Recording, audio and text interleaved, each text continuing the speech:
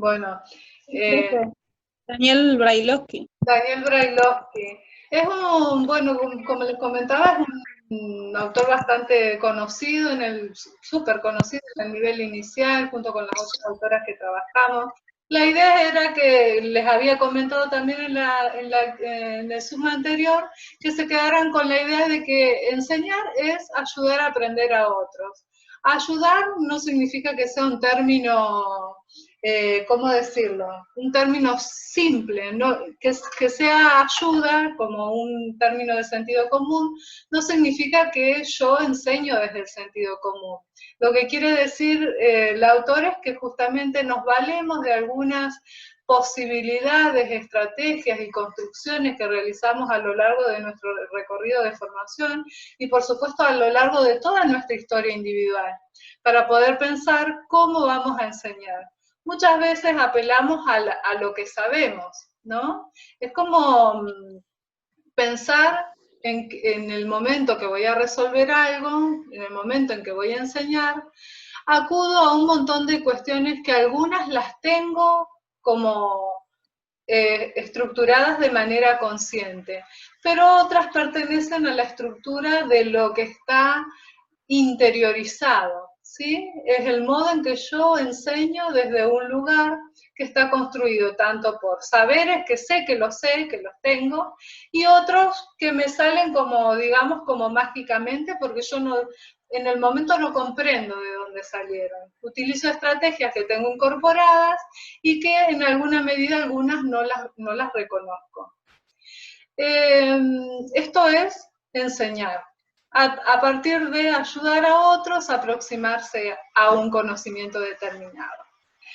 Bueno, eso fue en la primera clase. En la segunda clase, que fue a través de un foro, lo que hicimos fue recuperar cuáles eran los principios de la didáctica del nivel inicial.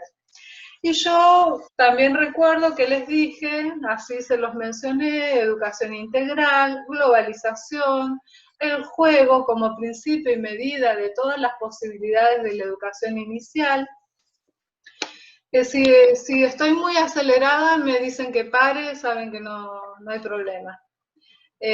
Centralidad de juego, multitarea, digamos, la multiplicidad de opciones dentro de la sala para que el niño y el conjunto de niños y niñas que tengamos puedan acceder a diferentes modos de aprender. Dicen algunos autores que justamente existen diversidad de puertas de acceso al conocimiento. Lo que tenemos que hacer nosotras es buscar cuáles son esas puertas que están ligadas a la lógica del juego. Por eso el juego se convierte en una estrategia y también un contenido. ¿Sí? Eso lo vamos a ver más adelante. Otra de las cuestiones que actúan como principios del jardín del nivel inicial, no del jardín, sino del nivel inicial como totalidad, es el ambiente alfabetizador. ¿Sí? Hoy nos vamos a detener allí, así que le voy a mencionar todos los demás y nos vamos a detener en la cuestión de la alfabetización. Bueno, otro de los temas son los tiempos, que los tiempos deben ser flexibles para poder abordar estrategias más amplias del conocimiento. Formas de agrupación también flexibles, podemos pensar que vamos a trabajar en pequeños grupos, en forma individualizada y también en la lógica del grupo total. Esto sería como un indicativo, ustedes pueden imaginarse cualquier tipo de situación educativa en la que las tres formas de agruparse van a estar siempre presentes, ¿sí? Yo pienso que en algún momento voy a necesitar particularizar la situación didáctica en un niño o en una niña, porque, bueno, por dificultades, o porque va más adelantado, o porque no comprendió alguna consigna, o porque simplemente necesita de mi calidad corporal, de mi totalidad, de mi disponibilidad para poder acceder de una manera determinada a un conocimiento. O sea, todas esas variables actúan. Y también voy a encontrarme con momentos que son de práctica del grupo total, cuando por ejemplo me siento en la charla, en la ronda general, cuando me presento, cuando iniciamos esta actividad, yo digo, bueno, hola chicas, ¿cómo están todas? ¿Alguien quiere contar algo? Bueno, ninguna me ayuda, no me hacen falta, ninguna dice nada, bueno, eso es en paréntesis. Digamos, toda esa situación lo que permite es actuar desde un contexto más de grupo total. Después, las otras cuestiones que tenemos son la experiencia directa, ¿sí? Y el planteo de situaciones problemáticas.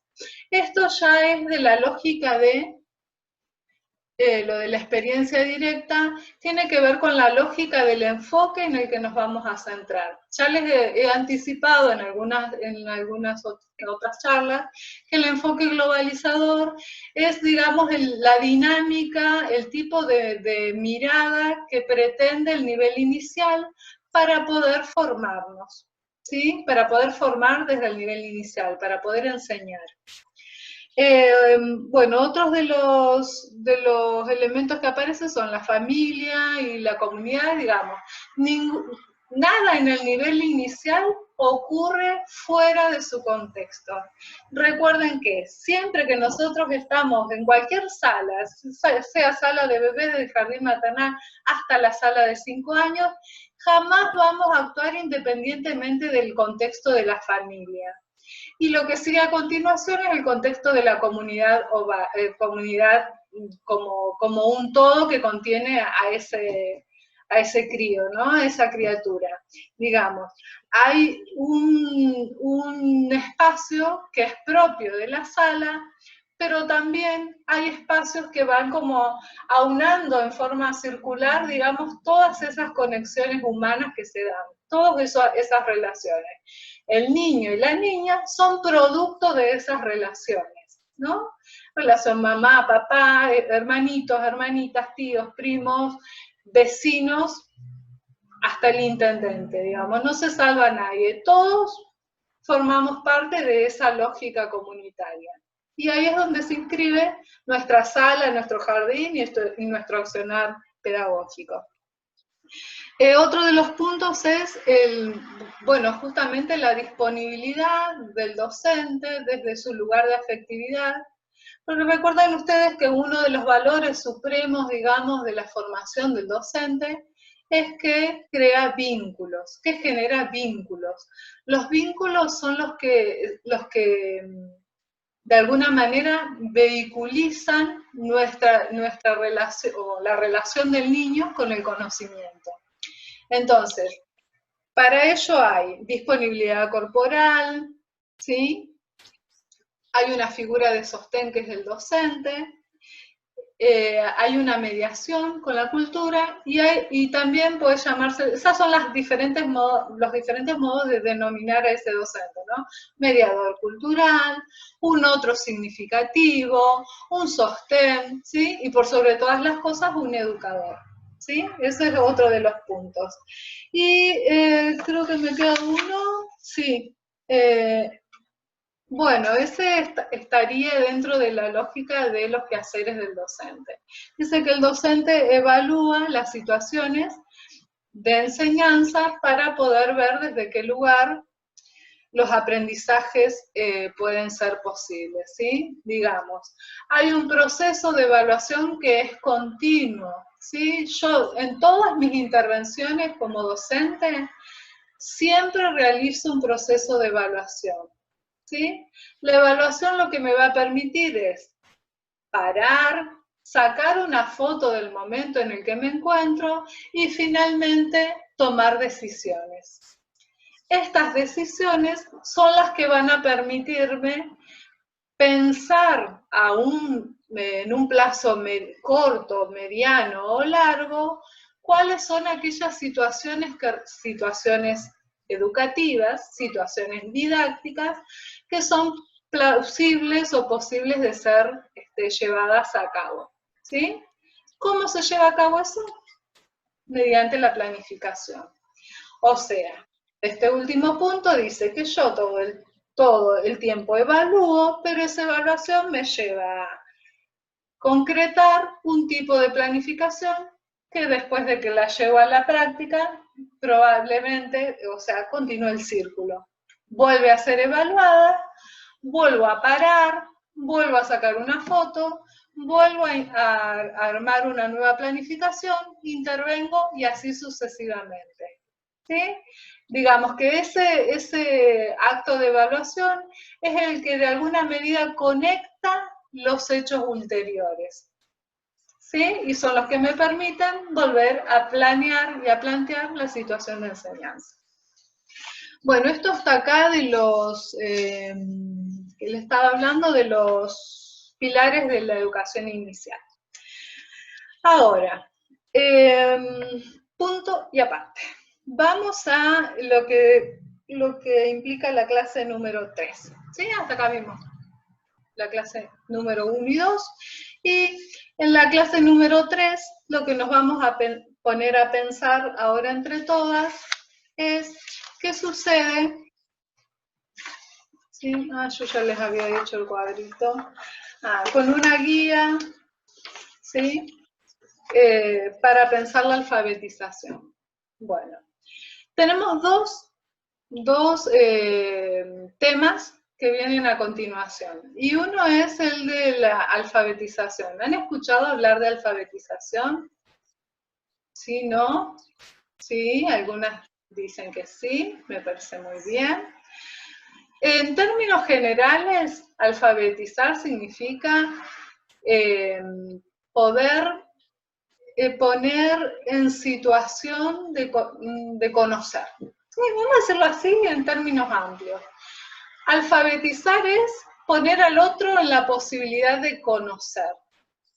Y ustedes dicen, ¿y entonces qué diferencia hay entre esa cosa y educar? Y lo que pasa es que justamente alfabetizar es una parte del sistema educativo, digamos, una parte de la acción de educar, ¿sí? Pero no lo es todo. ¿Por qué? Tal vez más adelante, quién sabe, quién dice, la alfabetización reemplace la idea de educar, porque justamente lo que va adquiriendo son nuevas significaciones que van dándole mayor consistencia a la idea de alfabetizar. Antes, cuando yo era chiquita, hace muchos años, bueno, no tantos, se pensaba que alfabetizar era solamente enseñar a leer y escribir. ¿Sí? Entonces, la alfabetización estaba ceñida, estaba ligada y estaba como ahí limitada a la posibilidad de enseñar a leer y a escribir a los sujetos. Si ustedes han escuchado hablar de Freire, cuando hablaba de educar, digamos de enseñar, hablaba de alfabetizar. ¿Sí? Y ese alfabetizar estaba ligado a un modo de leer. Pero no hablaba de leer solamente textos escritos, no hablaba de leer libros, sino que hablaba de leer el mundo. Y creo que la lógica de la alfabetización para el nivel inicial adquiere el sentido de leer el mundo. ¿Por qué les digo esto?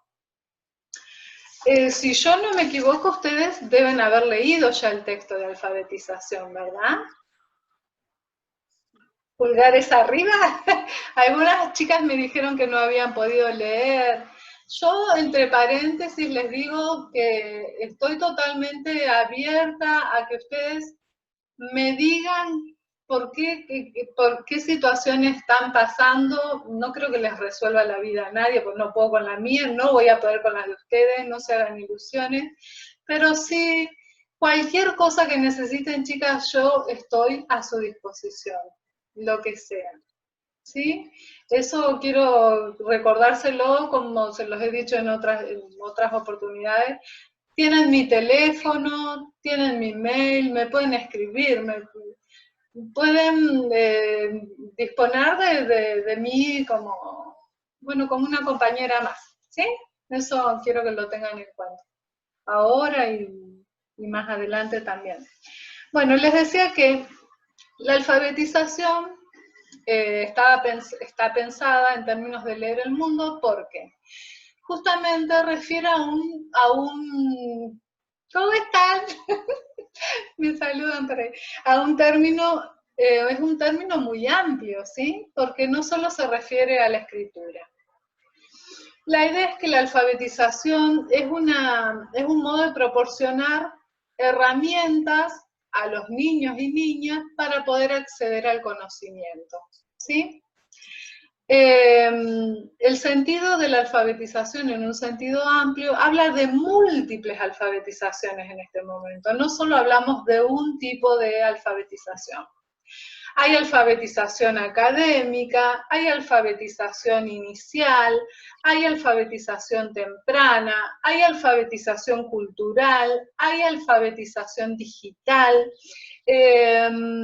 y hay, digamos, diversidad de términos que aluden a la posibilidad de conocer, no solo para saber, sino para actuar, ¿sí? Tengan muy presente esto, porque sabiendo que si nosotros somos alfabetizadoras y alfabetizamos, quiere decir que ese conocimiento que adquiera ese niño o esa niña le tiene que servir para leer y para interpretar y para actuar sobre su propia realidad, ¿sí? Nada más y nada menos que eso. Si yo estoy enseñando a los niños a lavarse las manos, un hecho tan simple y tan enriquecedor para la vida de un niño, de una niña. ¿Por qué? Porque está aprendiendo acerca del cuidado de su cuerpo. Yo quiero también que ustedes tomen dimensión que esos aprendizajes de los primeros 5 años de vida son fundamentales para toda la estructuración psíquica, y todo lo demás, digamos, lo psicológico, lo biológico, lo cognitivo, ¿sí?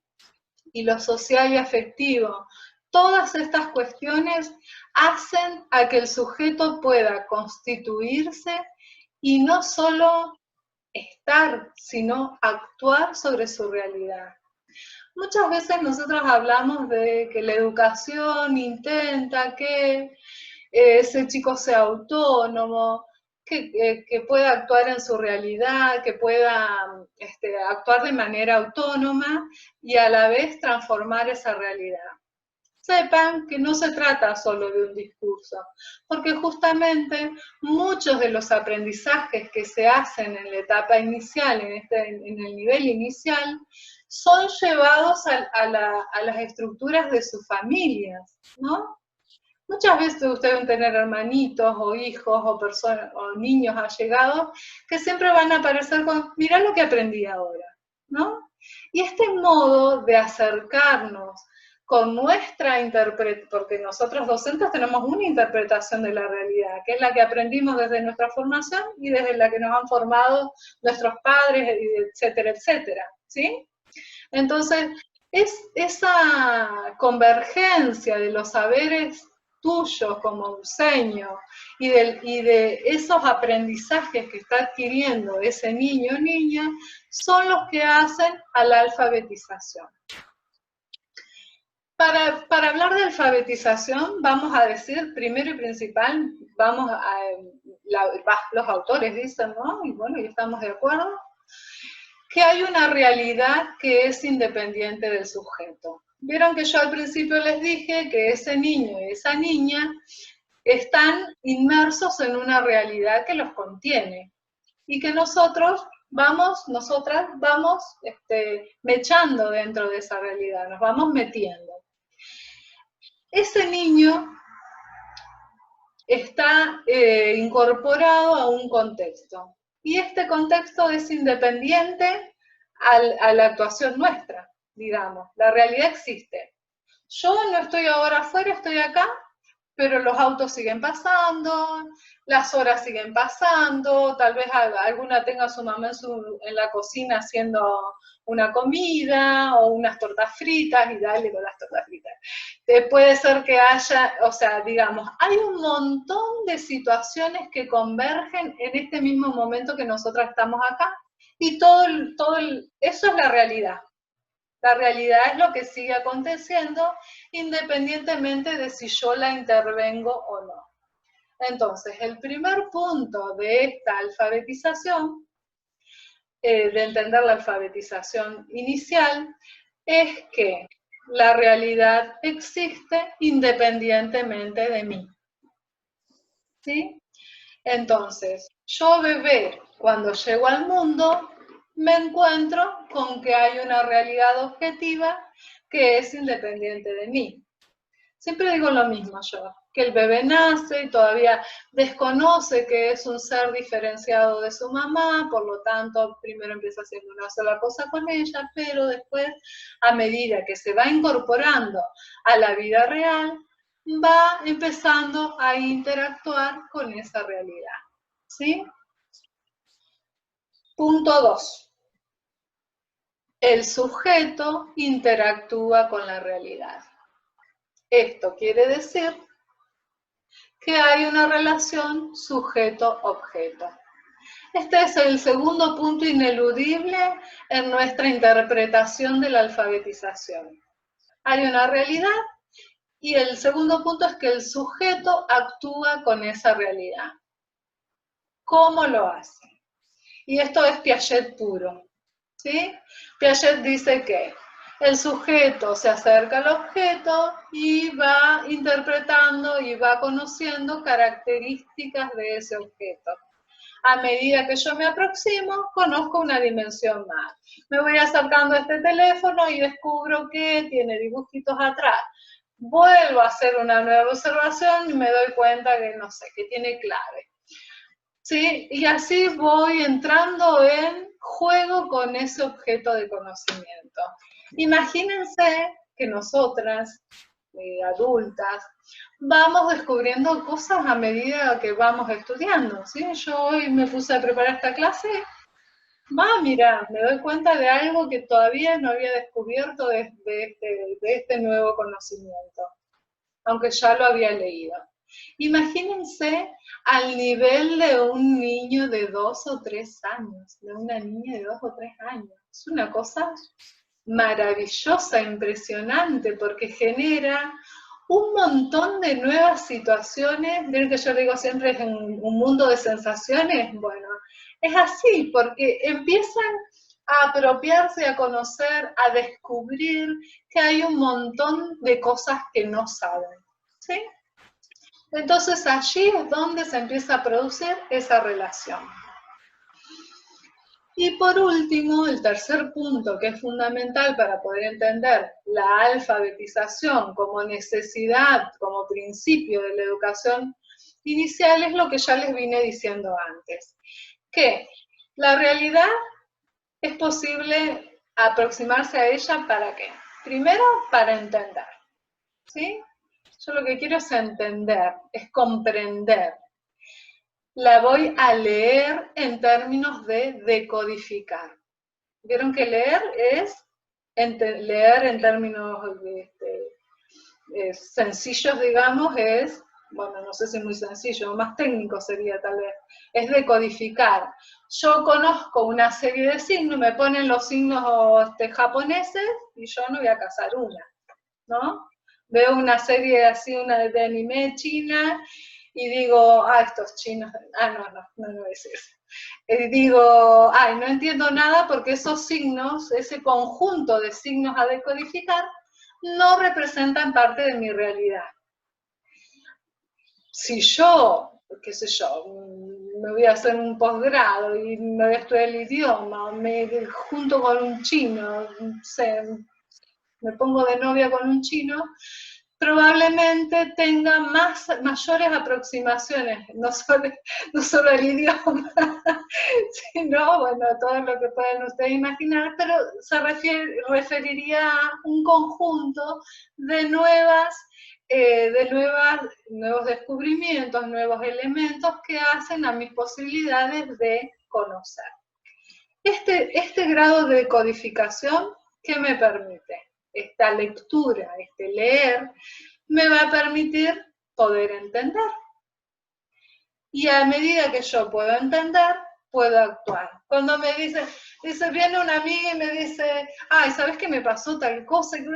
¿Y qué hago? Pues sí, para, explícame bien porque no te entendí nada. ¿Qué estoy haciendo yo? Me están pidiendo que actúe de determinada manera, sin embargo, yo no tengo elementos suficientes para poder decodificar esa realidad. Me abstendría de intervenir, ¿no? Cuando dice, no sé, ustedes tienen una experiencia determinada en sala, creo que Diana me contaba el ejemplo en una mesa de examen, que había estado mucho tiempo en una sala determinada, capaz que Diana se va a acordar mejor que yo, obviamente, era su experiencia, y le habían propuesto trabajar en una sala de otra edad. ¿Te acordás, Diana? ¿Qué cambio era? ¿Me contás? Por el ejemplo, digo. Que yo, la de la planificación, Sí. que era para sala de bebés, y me la hicieron cambiar para sala de 3, creo que era, o sala de 2. Y también hablabas de tu experiencia de trabajo, que habías estado en una sala y te habían ofrecido otra, y bueno, tenías que cambiar, ¿no? Y obligadamente tenía que ir y experimentar lo que era, para conocer a los chicos también, porque no... Claro, a eso me refería, que justamente hay un montón de conocimientos que vos tenés construidos para ¿de qué tenías sala de bebés? Bebés, sí. Te mandaron a... Sala de 2. A sala de 2. Ella tenía un cúmulo de saberes construidos de cómo enseñar en la sala de bebés y pumba, dicen, no, mira, te vemos mejor en la sala de 2. Yo tengo que reconstruir todo digamos, mi bagaje de conocimientos para poder acceder a un nuevo tipo digamos, de formación. ¿Sí? Bueno. Profe, dice una compañera que está en sala de espera. Ay, perdón, me colgué. Gabriela, ahí está. Ahí la admití. Gracias. Bueno. Quedaron los 3 puntos: una realidad independiente de mí, una relación sujeto-objeto y un proceso de decodificación que me ayuda a entender, interpretar, para posteriormente actuar. ¿Sí? Bueno, las alfabetizaciones que aparecen son varias, ya les fui mencionando por ahí. Aparece la alfabetización temprana, la alfabetización inicial, la alfabetización digital, científica, expresiva, cultural, y la otra, la integral, política. Bueno, aparecen varias. En 2 me voy a detener. La alfabetización temprana aparece como una alfabetización temprana, alfabetización inicial, ¿sí? Aparecen como propias, digamos, del contexto educativo. La alfabetización temprana habla de una especie de anticipación, ¿sí? ¿Vieron todas esas cosas que ustedes quieren enseñar enseguida a sus sobrinos? ¡Ay, aprendiste en el profesorado! Y van y los agarran a los pobres pibitos y experimentan con ellos. Bueno, eso es una alfabetización anticipada, digamos, temprana, que lo que hace es generar algunos aprendizajes que están estimulando parte de eso que todavía no se construyó. Un ejemplo concreto sería, le enseño a hacer pasitos, no sé, antes de los 7 meses. Yo digo, ay, porque yo no sé, en sujeto aprendí que si vos estimulabas al bebé, iba a empezar como a generar pasitos antes, y entonces, bueno, esto es una alfabetización temprana, podría pensarse. Piensen ustedes que todos los aprendizajes de los niños y niñas entre 0 y 5 años responden no solo a acciones propiamente académicas, ¿sí? ¿Qué quiero decir con esto? Que enseñar a alfabetizar no significa solo enseñar los conocimientos de la matemática, de la lengua, de las ciencias naturales, sino que a través de pequeños descubrimientos que hacemos en el mundo concreto, estamos estimulando esa alfabetización.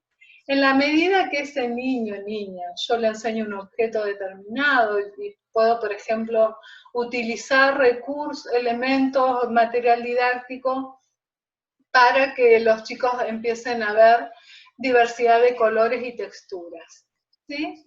Y yo estoy generando algún tipo de estimulación, viendo que es posible a través de la presentación de esos materiales, ¿sí? Ahí habría una alfabetización temprana. Y se refiere a estímulos, ¿sí? Principalmente, y está ligado, ¿sí? A otro tipo de alfabetización que es la alfabetización inicial. Sobre la alfabetización inicial se viene hablando no hace tanto tiempo. De hecho, ustedes se van a encontrar dentro de su recorrido formativo un espacio curricular que se llama alfabetización. ¿Alguien se acuerda? Alfabetización inicial me parece que se llama, y sistema de numeración. Creo que se llama el espacio. Y lo da una profesora de lengua. Esto quiere decir que en los términos que yo les estoy proponiendo, de acuerdo a los autores, que piensen la alfabetización, no es en los términos que está pensado aún incluso desde la formación. Digamos que la formación siempre va un pasito más atrás. Hoy hablamos de alfabetización en un sentido amplio. Todo contribuye a que el niño aprenda, ¿sí? Y aprender significa no solo incorporar, sino poder utilizar eso que yo aprendo. ¿Vieron cuando dicen, ay, sí, lo sé, pero no lo sé explicar? Hay algo ahí en el medio que todavía no termina de hacer, ¿cómo es? Conexión las neuronas. No se la digo mal, ¿no? No me malinterpreten. Pues pueden decir, la profesora dijo que no conectábamos las neuronas. No. Digo, hay un pasito anterior ahí que me impide poder conectar con la idea de lo que yo sé. Si yo digo, yo sé andar en bicicleta. Ah, qué bien, bueno. ¿Cómo demuestro yo que sé andar en bicicleta? Ah, digo, no, o sea, yo no te tengo que demostrar nada. ¿Cómo sabe el otro que yo sé andar en bicicleta? La manera más natural sería y más lógica que yo le muestre a alguien que anda en bicicleta, ¿no? Esto significa aprender, que mi conocimiento sea reutilizable. Ah, yo lo sé hacer, pero no te lo puedo mostrar ahora. Disculpame, pero voy a dudar de que vos lo sabés hacer. No significa que tenga que demostrar todo lo que, pero sí significa que hay un cúmulo de saberes que necesitan ser comunicables, ¿sí? ¿Cómo sabe una persona que yo la estimo, la aprecio, la quiero, la amo? Puede ser por mis acciones, ¿no? Entonces yo, ay no, me parece que te estoy malinterpretando, yo pensé que me amabas, pero vos solamente me crees como amiga.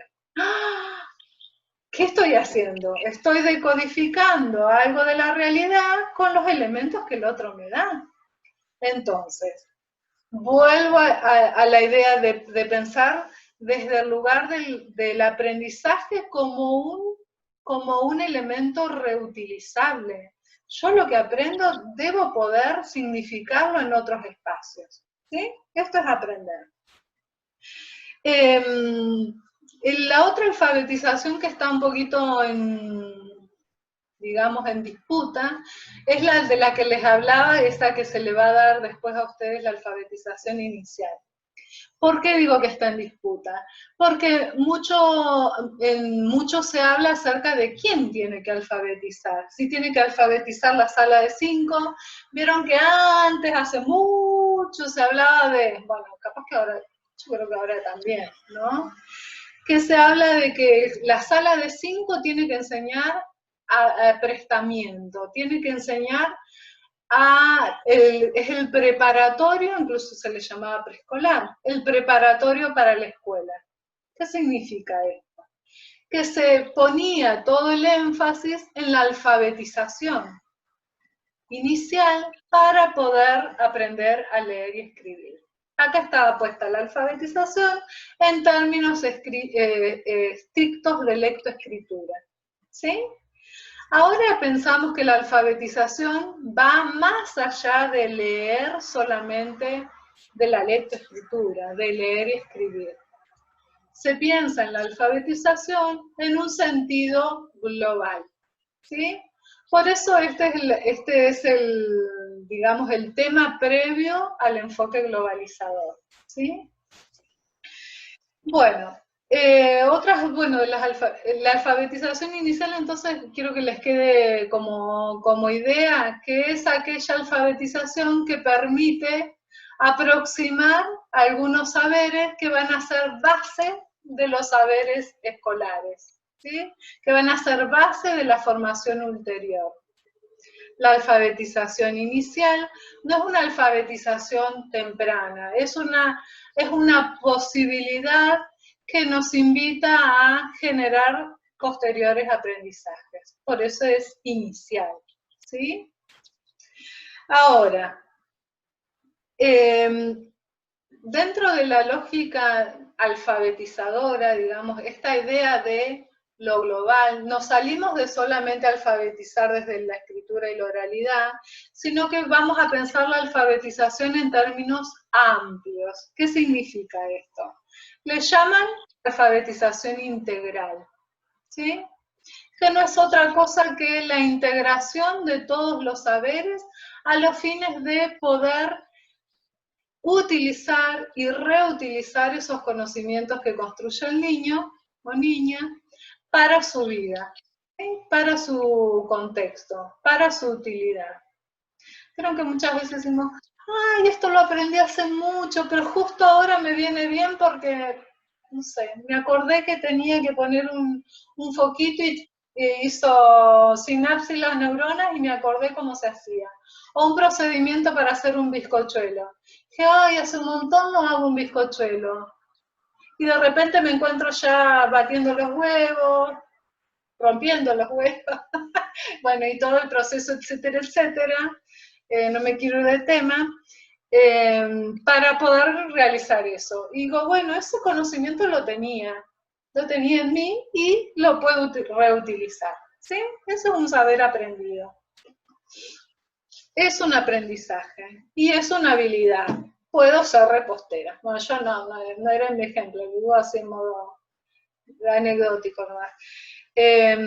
Pero digamos, puedo utilizar esos saberes para promover ciertos tipos de intervenciones en la realidad, ¿sí? Yo con mi acción intervengo y modifico. Dejen de comer que me hacen dar hambre esas dos, Silvia y Natalia. Bueno, vamos a la alfabetización en un sentido integral.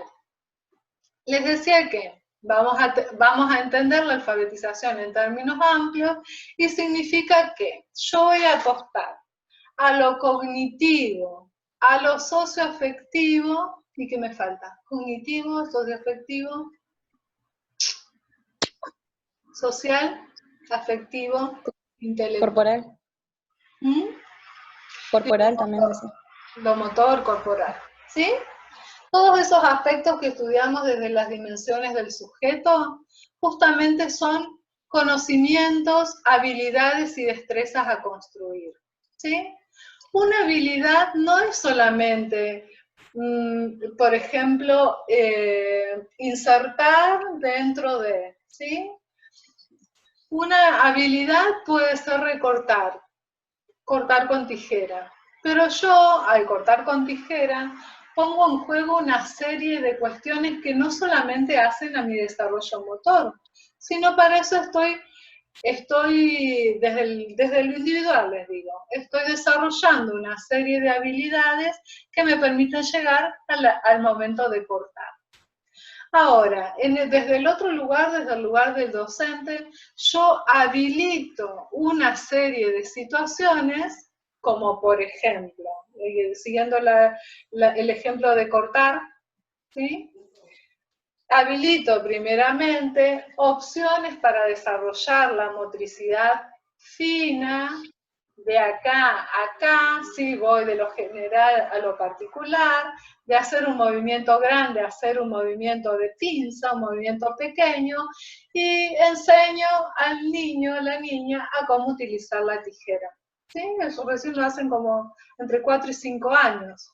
Previo a eso, hacemos un montón de actividades previas que permitan que finalmente el niño o niña adquiera esa habilidad. ¿Sí? Allí ya estoy haciendo un acto de alfabetización. Ese niño, en el futuro, puede ser peluquero. No hay algo así directo, pero podría ser una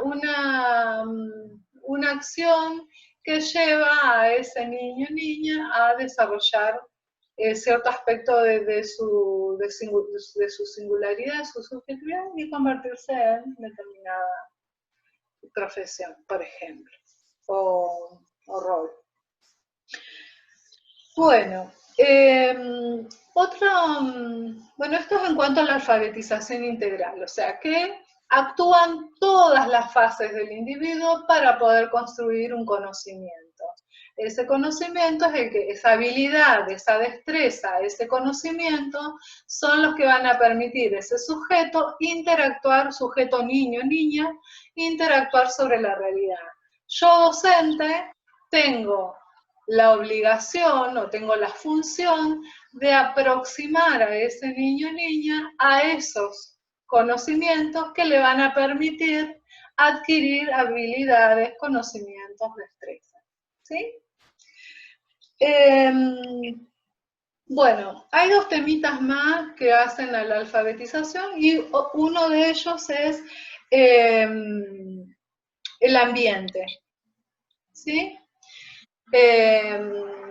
Digamos, Zabalza, que es el autor que vamos a leer desde el enfoque globalizador, habla de ambiente alfabetizador, o sea, que no solamente actúo como docente, como mediador del conocimiento, sino que genero todo un entorno, todo un dispositivo, todo un contexto que alfabetiza a ese niño o niña.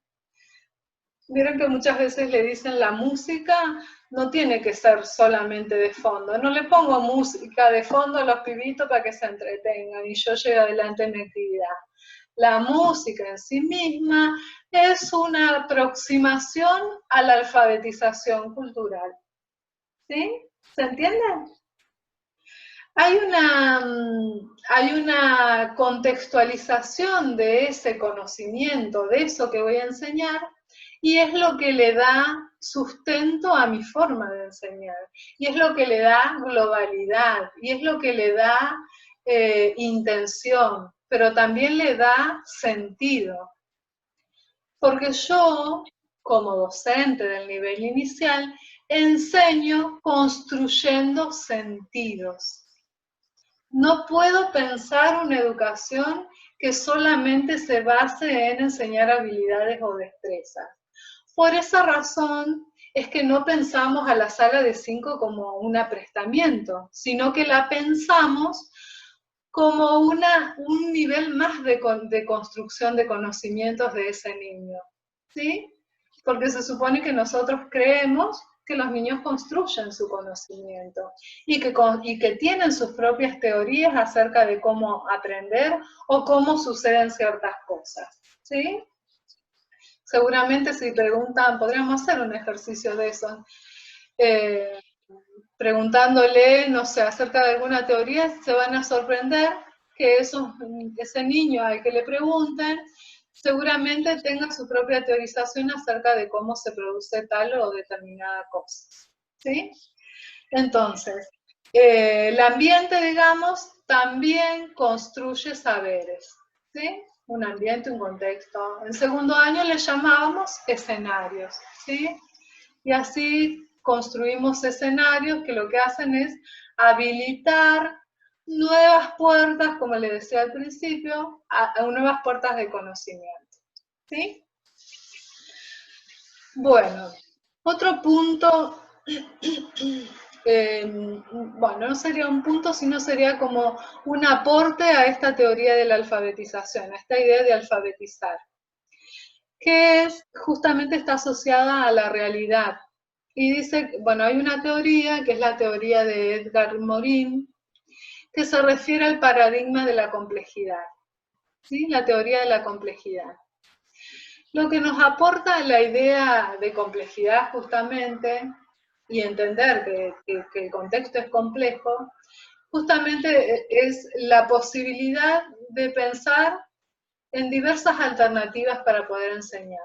Si yo comprendo que la realidad no es solo lo que se me presenta, yo no digo, le di esto al nene, mañana lo aplico y pasado mañana me demuestra que lo sabe. Craso error. Sabemos que un conocimiento de individuo a individuo, de persona a persona, de ser humano a ser humano, va a variar en cuanto a cómo tiene su propia matriz de conocimiento, ¿sí? Entonces, la teoría de la complejidad lo que dice es que hay complejidad en el modo de acceder a los conocimientos, pero a la vez dice que la realidad en sí es compleja. Vaya si lo es.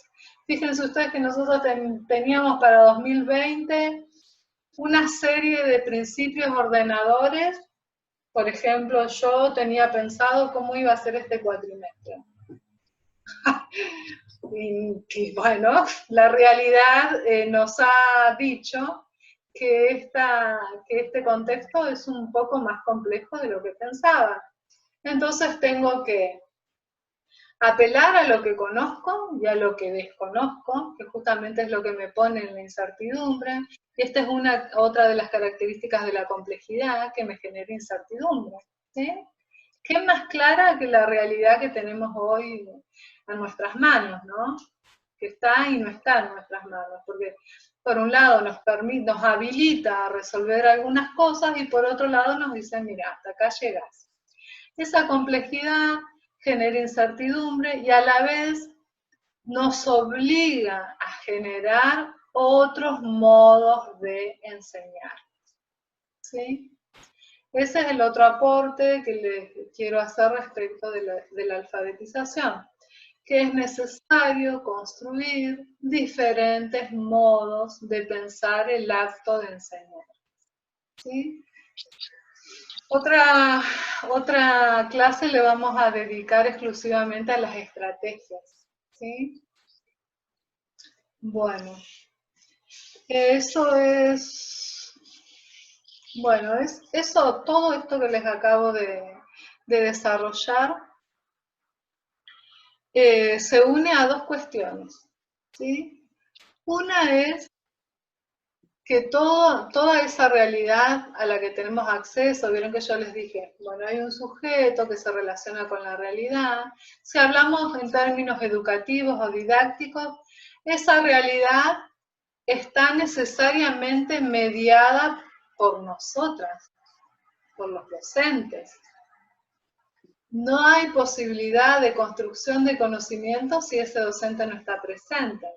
Y si yo no me creo que eso es necesario, no puedo ser docente. Entonces yo tengo que estar convencida que necesito enseñar y mediar para que ese conocimiento sea posible. Imagínense una maestra que no crea que es necesaria para que el pibe aprenda. Está mal horno. La idea es que podamos entender que solo se aprende por mediación, ¿sí? Por eso nosotros somos humanos. No hay ningún otro bicho que aprenda mediado por... Los únicos bichos somos nosotros, ¿no? Bueno, unos más bichos que otros, pero... aprendemos con la mediación de otros y otras, ¿sí? Y bueno, esa mediación está dada por el elemento que les voy a mencionar ahora, que a ustedes les debe resultar muy familiar, que son los saberes, ¿sí? Entonces tenemos, si nos remitimos a la didáctica general del primer año, tenemos un sujeto que aprende, un sujeto que enseña, una realidad en la que se da, un contexto en el que se da esa enseñanza, ese conocimiento, y justamente un saber, ¿sí? ¿Cómo se llaman los saberes en la escuela? No se llaman saberes científicos, no se llaman conocimientos. Conocimientos se llaman en la epistemología, se llama conocimiento en la filosofía, saberes se llaman en las ciencias naturales o conocimientos, ¿sí? Nosotros le llamamos contenidos, ¿sí? Los saberes a los que accedemos para poder aprender y los que ofrecemos en el lugar de docentes, les denominamos saberes disciplinares o escolares, ¿sí? O contenidos, ¿sí?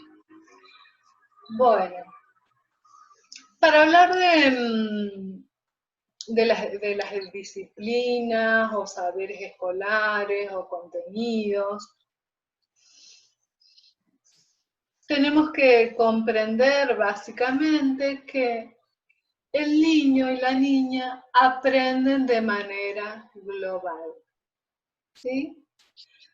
No aprendemos, ni nosotras desde que nacimos, no aprendemos de manera parcializada. El único lugar en el que los conocimientos están compartimentados es en la escuela. Bueno, y en las ciencias, obviamente, no nos metemos ahí, nos metemos en el lugar que conocemos, el de la escuela. En la escuela venimos a tener matemática, lengua, ciencias naturales y ciencias sociales. ¿Se acuerdan de eso? En el nivel inicial aprendimos como que íbamos a jugar, ¿no? Si vamos a las representaciones generales de cómo se ve el nivel inicial, o cuando son muy chiquitos, cuando van a los centros infantiles o jardines maternales, el primer lugar es cuidado. Llevo a mi hijo para que me lo cuide mientras yo trabajo. Bueno, y si le enseñan, mejor. O bien va por ciertas condiciones respecto a lo económico, etcétera, etcétera, pero no se liga el nivel inicial, desde el sentido común, a un lugar en el que se proporcionan enseñanzas o aprendizajes. En este momento de la vida tal vez un poco más, pero sigue muy fuertemente arraigada esta idea de cuidado, de guardado, ¿no? Entonces, entender que en esta etapa de la vida el niño aprende de manera globalizada. ¿Qué quiere decir? Que todo eso que adquiere, lo adquiere de una manera total, ¿sí? No aprende, por ejemplo, matemáticas, sino que aprende a contar que faltan 5 dedos para que llegue mamá del trabajo. O faltan que pasen en el calendario tantos cuadritos para que llegue el día de ir a ver a la abuela. O en el calendario de la sala hay tantos espacios disponibles que dicen que tales compañeros no están, ¿sí? Todas esas mediaciones que hacemos para que ese niño aprenda son las que reflejan, digamos, la lectura que hacemos de la realidad y nuestra intención de alfabetizar, ¿sí? Bueno, Entender también que diferenciamos el contexto familiar del contexto educativo, porque justamente nuestra intención es pedagógica. Vamos con la firme convicción de que vamos a enseñar, y de que eso que enseñamos es valioso, y de que eso que enseñamos es necesario para la vida de ese niño. ¿Sí? Bueno, hasta aquí lo que es la alfabetización, en términos generales. Que han podido como reflejar, ahí recién leo los chats, que pueden poner preguntas en el chat si no quieren hablar, cosas, ideas que le vayan surgiendo. ¿Sí? Si quieren pueden escribir sus preguntas o algún comentario. ¿Les ha quedado claro hasta acá por dónde vamos? ¿Han podido conectar con el texto? Profe, ¿Sí? Grisel. como políticas educativas no entendí mucho a qué se refiere. Ah, casi no lo desarrollé, ¿no? Vamos a ver en dónde lo metí. Al principio, ¿no? Al principio, cuando hablábamos de los términos de la enseñanza. ¿Vieron que Lo relaciona con el derecho a la educación, pero mucho no. Claro, lo que pasa es que, bueno, en términos de poder comprender la estructura educativa, vamos, nosotros dependemos de muchas cosas, ¿no? Nosotros escuela, dependemos de muchas cosas. Una de ellas son las políticas educativas, que justamente una política educativa es la que dice que las salas de 3, 4 y 5 son obligatorias. Y para eso elabora una ley que dice que todos los niños de 3, 4 y 5 deben estar escolarizados. Esto es lo que dice la letra de la ley. Ahora, si yo voy al contexto real, veo que las políticas de Estado no construyen escuelas para 3, 4 y 5. Y construyen escuelas en los lugares donde, y acá me van a bajar, donde hay punteros políticos, o donde hay ciertas, digamos, doy las dos situaciones de esta realidad que hace las políticas. O depende de un color partidario para llevar adelante en determinada provincia acciones que hacen a la estructura política. Lo político tiene que ver con las decisiones acerca de las leyes, ¿sí? Esto es legislativo. Decisiones acerca del qué hacer, ¿sí? La política en términos de qué hacer. Hacer escuelas, plantear programas educativos innovadores, incluir la tecnología como parte de la realidad actual, ¿sí? Esto sería todo de política, incluir la perspectiva de género, la educación sexual integral, ¿sí? Todas estas cuestiones hacen a las políticas educativas, tanto desde la sanción de leyes como desde la ejecución, porque puede ser que tenemos letras muy bonitas de las leyes, pero por ejemplo en Neuquén no tenemos jardines maternales. Los jardines maternales que hay solo son privados, en el 80%.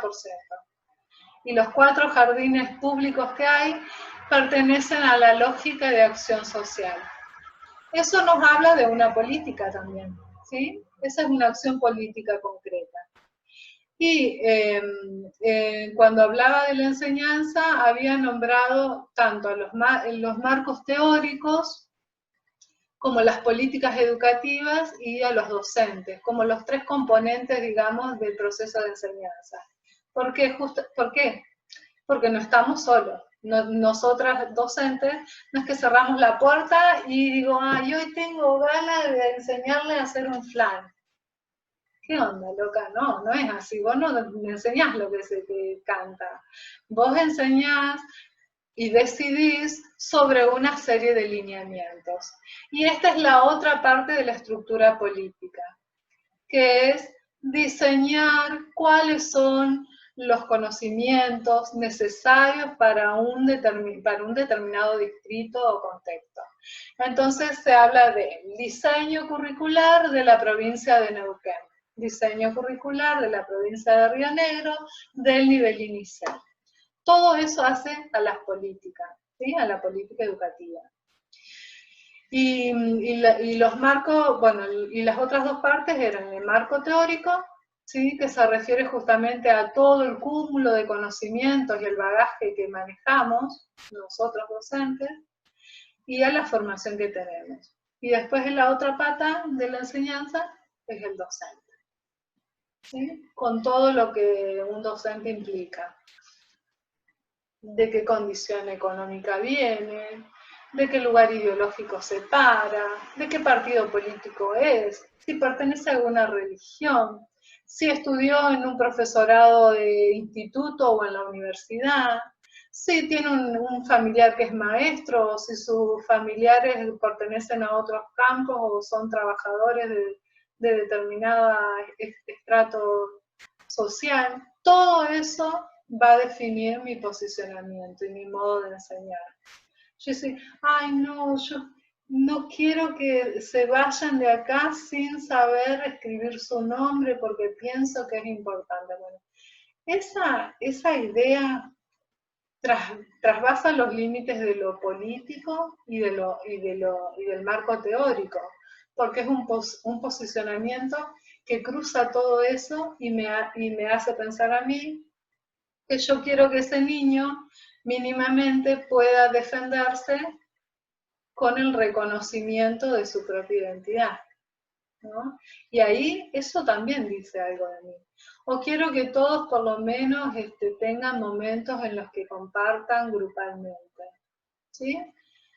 Eso hace a un posicionamiento individual, pero todas esas lógicas, todas esas múltiples lógicas que nos atraviesan como docentes, parten de políticas de Estado, ¿sí? Sea de la línea que sea, no importa eso. A nosotros nos definen el modo de trabajar, ¿sí? ¿Se entiende, Prisán?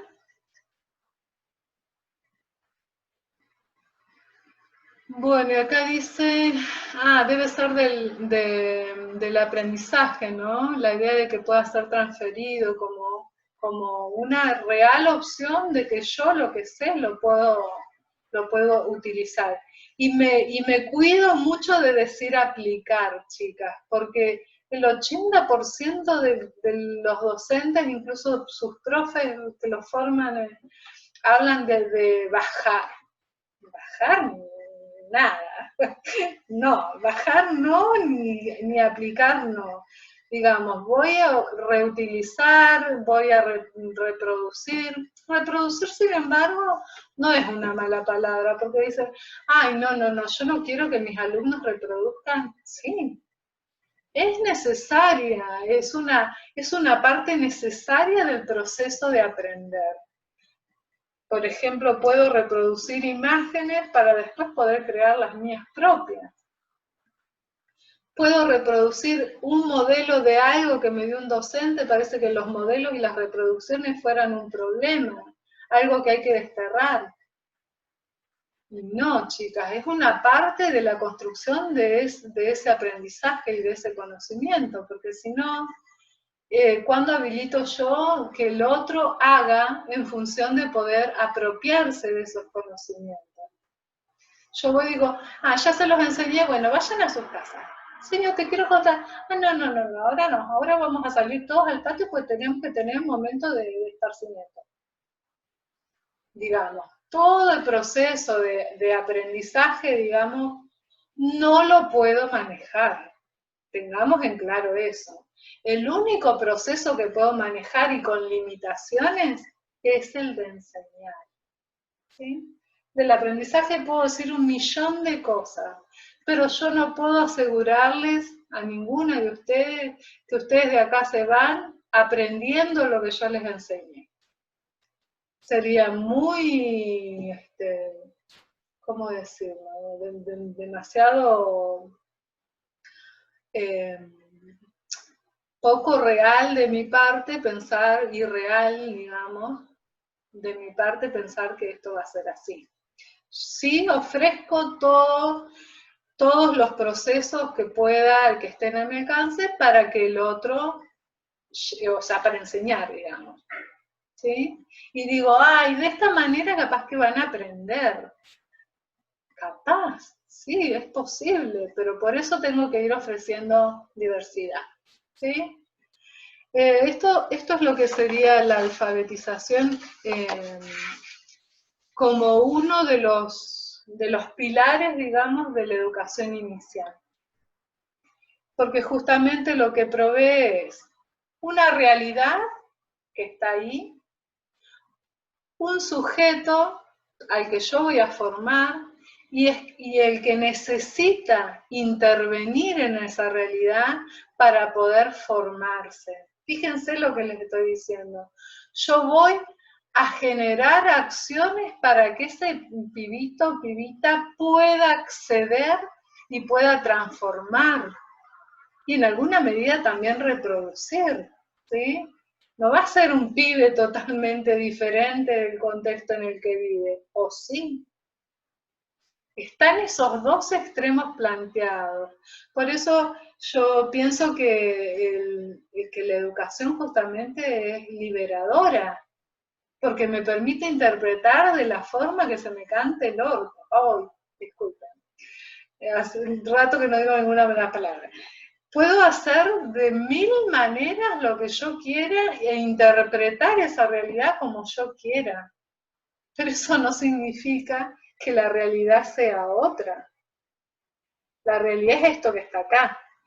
Bueno, después podemos entrar en planteado filosófico y decir, no, pero en realidad lo que pasa es que depende de las posturas filosóficas, etcétera, etcétera. Pero yo me ciño a esta posibilidad que tengo desde el lugar de formar, de crear intervenciones que modifiquen esa realidad. Yo creo que este contexto es muy injusto, el actual en el que vivimos. Creo que hay supresión de libertades. Me dicen, ay, pero qué egoísta que sos, Lorena, porque si vos que pensás así, no pensás en los demás. Porque, no sé, ¿no? Si, imagínense, yo salgo a la calle sin barbijo. Me apedrean como hace 2000 años atrás, creo yo. Digamos, hay como una sobredimensión de algunas lecturas de la realidad, es mi postura personal, ¿no? Y esto sí es real lo que les digo, lo que yo pienso. Que hay modos de interpretar y de actuar sobre esa realidad. No puedo pensar que con solamente un punto de vista voy a poder actuar sobre la realidad. Por eso mi deber, mi responsabilidad como docente es nutrirme de todas las posibilidades de acción que yo tenga y de comprensión. No puedo decir, yo esto lo aprendí así y ustedes lo van a aprender así. Me importa muy poco. Yo tengo que buscar opciones para que ese niño, esa niña aprendan. Pero ni siquiera para que aprendan, porque ya les dije, no tenemos esa omnipotencia de que el otro aprenda porque yo quiero enseñar. Sino lo que yo tengo es herramientas para acercar a ese niño, a esa niña, a esa realidad, para que sea interpretable por sus propios medios. Esto es alfabetizar, es darle herramientas al otro y que el otro pueda tomar sus decisiones. ¿Sí? No digo ahora, solamente le hacemos caso a la Organización Mundial de la Salud. Solamente le hacemos caso a 2 infectólogos, etcétera, etcétera. Solamente escuchamos al, digamos, si yo me considero una persona formada o con conocimientos acerca de lo que voy a enseñar, puedo generar acciones alternativas. Si yo creo que las opciones para enseñar son una y solo una, voy a incurrir en un error. Voy a hacer la dictadura de la enseñanza, porque no estoy ofreciendo otras posibilidades. ¿Sí?